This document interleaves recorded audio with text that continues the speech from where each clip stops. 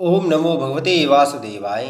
प्रिय भक्तगणों, श्रावण मास के कृष्ण पक्ष की काम का एकादशी व्रत में सुनी जाने वाली एक गधा और गाय माता की कथा। बहुत समय पहले की बात है।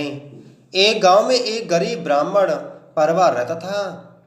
उस परिवार की बहू अत्यंत श्रद्धालु और धार्मिक थी। वह हर महीने 11 माता का व्रत करती थी, भगवान विष्णु की पूजा करती, व्रत रखती, तुलसी माता पर जल चढ़ाती और 11 की रात्रि को जागरण करती। एक दिन बहू ने व्रत किया और संध्या को घर के बाहर दीप जलाकर हाथ जोड़कर प्रार्थना करने लगी। हे 11 माता, जैसे आपने सबका कल्याण किया है, वैसे ही हमारे परिवार की रक्षा करना। तभी एक गाय और गधा दोनों वहां से गुजर रहे थे। गधा बहुत थका हुआ था और उस दीपक की लौ से उसका पैर जल गया। वह तिलमिला उठा और बोल पड़ा, हे 11 माता, मैं तो थक कर चल रहा था और इस दीपक से मेरा पैर जल गया। अब मैं तेरे व्रत को नहीं मानता। गाय ने यह सुना और बोली, हे गधे, तू 11 माता की निंदा क्यों कर रहा है? ये माता विष्णु भगवान की तिथि हैं। जो इनकी सेवा करता है उसका जीवन सुधर जाता है। गधा हंसते हुए बोला, मैं तो अब इस 11 को अपशगुन मानता हूँ। देखना, मैं तुझे और तुझसे जुड़े सबको परेशानी में डाल दूंगा।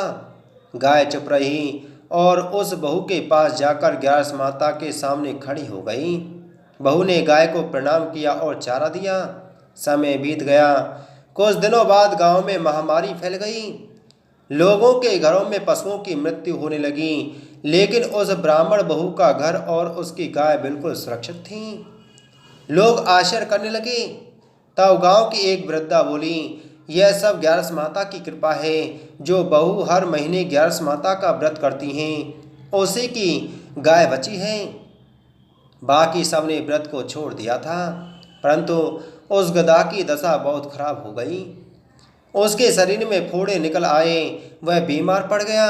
उसे कोई चारा नहीं दे रहा था। वह भूख प्यास से पीड़ित हो गया।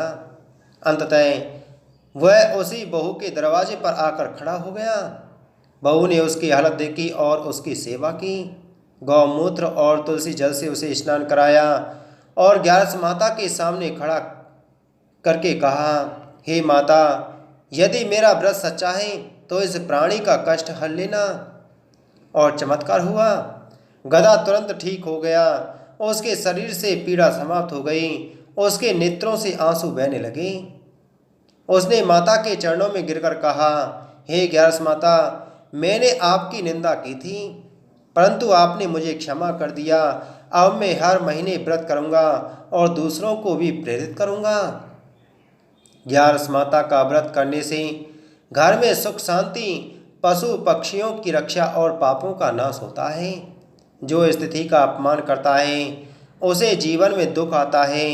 पशु तक इस व्रत के प्रभाव से बचते हैं, तो मनुष्य के लिए यह और भी कल्याणकारी है। बोलो 11 माता की जय।